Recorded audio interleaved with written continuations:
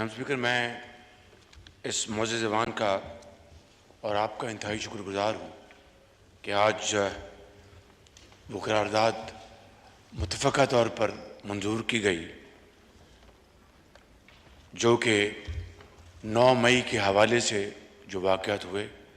मैं किसी तफसील में जाऊँगा, ख्वाजा आसिफ साहब ने बड़ी तफसील से उसके ऊपर रोशनी डाली है, मगर सिर्फ एक बात कह के मैं अगली बात जिसके लिए मुझे आपने टाइम अता किया है, मैं आपका शुक्रगुज़ार हूँ।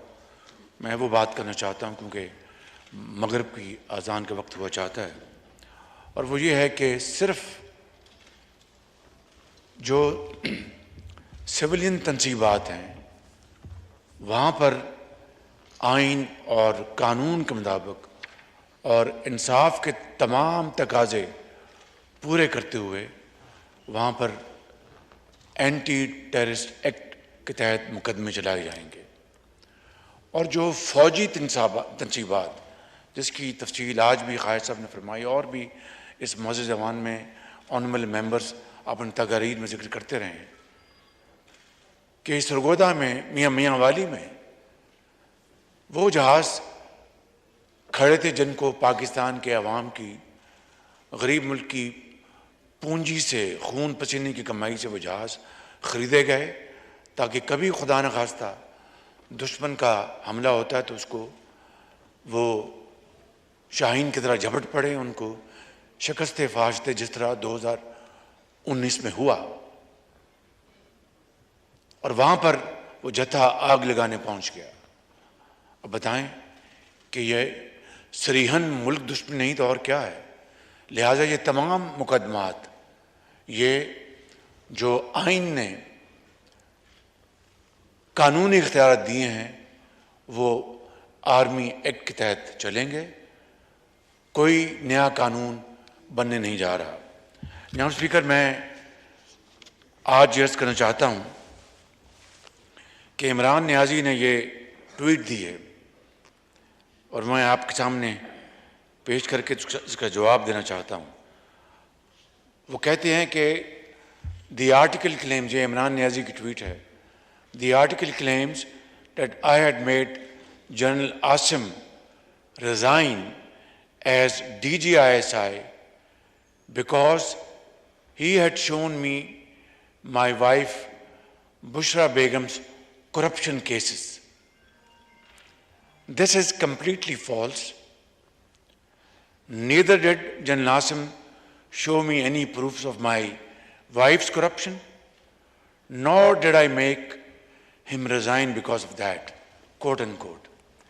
जनाब स्पीकर, मैं इस हवाले से आपकी खिदमत में और आपके तवज्जुह से इस मुअज़्ज़ज़ ऐवान की खिदमत में अर्ज़ करना चाहता हूँ कि ये एक और इमरान नियाज़ी ने सफ़ेद झूठ बोला है। ये मैं बात आज इस मुअज़्ज़ज़ ऐवान में पूरी ज़िम्मेदारी के साथ बिला खौफ तरदीद ये कह सकता हूँ कि मौजूदा सिपा सलार जनरल सैयद आसिम मुनीर ने जब वो DGISI थे तो उन्होंने इमरान नियाज़ी जो उस वक़्त वज़ीर आज़म थे झुरलू इलेक्शन की बुनियाद पर उनको कहा कि आपकी एहलिया मुहतरमा करप्शन में मुलव्वस हैं, और ये उन्होंने ये बात हक़ाइक़ की बुनियाद पर उनको बताई। तो उनको ज़ाहिर है कि इसका बड़ा उनको गुस्सा चढ़ा, उन्होंने इसको बिल्कुल पसंद नहीं किया। And the rest is history. मैं आज आपको ये गुजारिश करना चाहता हूँ कि इमरान नियाज़ी ने एक मरतबा फिर कौम के सामने सफ़ेद झूठ बोला है, धोखा दिया है। यही वजह थी कि DGISI जनरल आसिम मुनीर की ट्रांसफ़र की कि उन्होंने उस वक़्त के वज़ीर आज़म को कन्फ्रंट किया कि आपके अहल खाना करप्शन में मुलव्वस हैं। जनाब स्पीकर, ये बात मैंने इसलिए की कि मेरे ये ज़ाती इल्म में है और ये बात मैं बिला खौफ तरदीद कर रहा हूँ।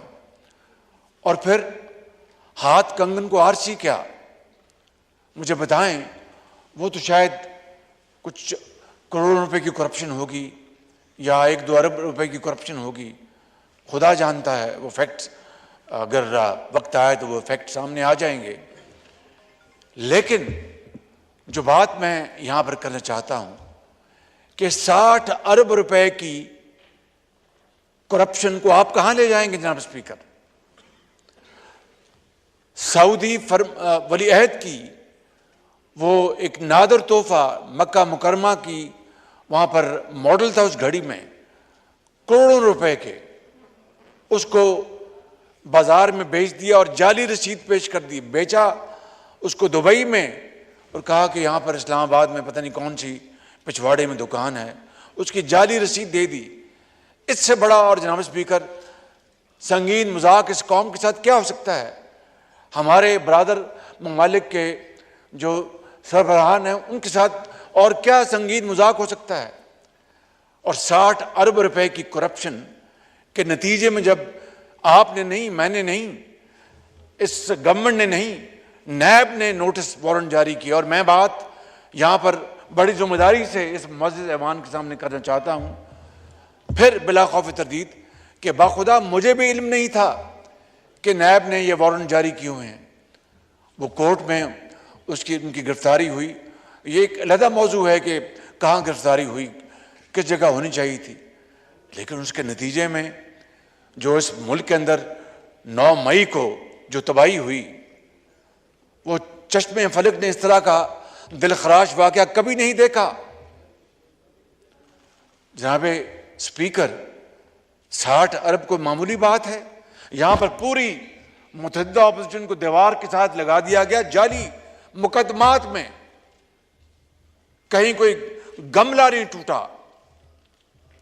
किस तरह उनको घसीट कर ले जाया जाता था और क्या क्या वो जेलों में होता था। खुद इमरान नियाजी लाहौर वारिद होते थे जब कोई ऑपोजिशन का मेंबर जाके वो कोटलखपत जेल में वहां पर गिरफ्तार होता था तो खुद आकर वहां पर हदायत देते थे। इस हद तक उनकी जाती अना की तस्कीन के लिए वहां पर पहुंचते थे।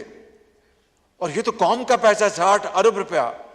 जनाब स्पीकर, ये कौमी खजाने में नहीं आया, ये पैसा सुप्रीम कोर्ट के किसी अकाउंट में गया है। और ये बात यहां पर इसकी बात गुज़श्त हुई कि ये पैसा सिंध हुकूमत का है। जिसका भी है, ये कौमी खजाने में आना चाहिए था। और सरीहन करप्शन है। कैबिनेट ने उसको, लिफाफे को बिना देखे उसके ऊपर फैसला लिया गया अपना बजोर बाजू कि जनाब आप फैसला दें। जोर बाजू कहा कि नहीं, आप फैसला दें, ये बड़ा ज़रूरी है, आप बंद लिफाफा रहने दें। ये हैं जनाब स्पीकर जो मामलात जो मैं आज यहां पर कहना चाहता था। और देखें किस तरीके से पाकिस्तान की अमेरिका के साथ ताल्लुकात के परखचे उड़ा दिए गए और वो जाली लेटर लहराया गया वोट ऑफ नो कॉन्फिडेंस के बाद कई महीने कि जनाब ये अमेरिका की साजिश थी, अमेरिका ने ये इम्पोर्टेड हुकूमत लेके आए, मेरी हुकूमत को ख़त्म किया गया। और वो जिनका नाम अभी खायर साहब ने लिया, असिस्टेंट सेक्रेटरी जो थे, उनके हवाले से। और दिन रात जनाब स्पीकर झूठ के ऊपर झूठ बोला गया और लोगों के ज़हनों में ये बात उनके दाखिल कर दी गई कि इसी तरह हुआ है कि ये साजिश हुई अमेरिका की पाकिस्तान में मेरी हुकूमत को ख़त्म करने के लिए। और आज जिस तरह डिफेंस मिनिस्टर साहब ने कहा कि अब उनको फ़ोन किए जा रहे हैं कि जनाब मेरी मदद करो, उसी अतार के लोंडे से दवा लेते हो। जनाब स्पीकर, ये अंदाज़ा करें किस तरह पाकिस्तान की खारजा पॉलिसी नहीं, हमारे ताल्लुकात को बर्बाद कर दिया गया। और ये बात आपको फिर ये कहता हूं कि चीन के साथ किस तरह चीन आज पाकिस्तान के साथ एक हमालिया की तरह खड़ा है। और हिंदुस्तान ने जो साजिश की है G20 की मीटिंग वहां पर बुलाने की, चीन ने वहां पर जाने से साफ इनकार कर दिया। ये वो चीन है जिसके बारे में इन्होंने कहा कि जनाब ये चीन जो है, ये तो इन्होंने CPEC में करप्शन की है और अपना अरबों रुपए खाए गए और ये शहबाज शरीफ और नवाज शरीफ के ये मंसूबे थे, इसमें करप्शन हुई है। अब स्पीकर, कोई दर्द दिल रखने वाला पाकिस्तानी जरा सी भी होश के साथ इस तरह की बात सोच सकता है? चाहे जाए कि उसको उस बात को फैलाया जाए और चीन के साथ ताल्लुकात को बेपनाह नुकसान पहुंचाया जाए।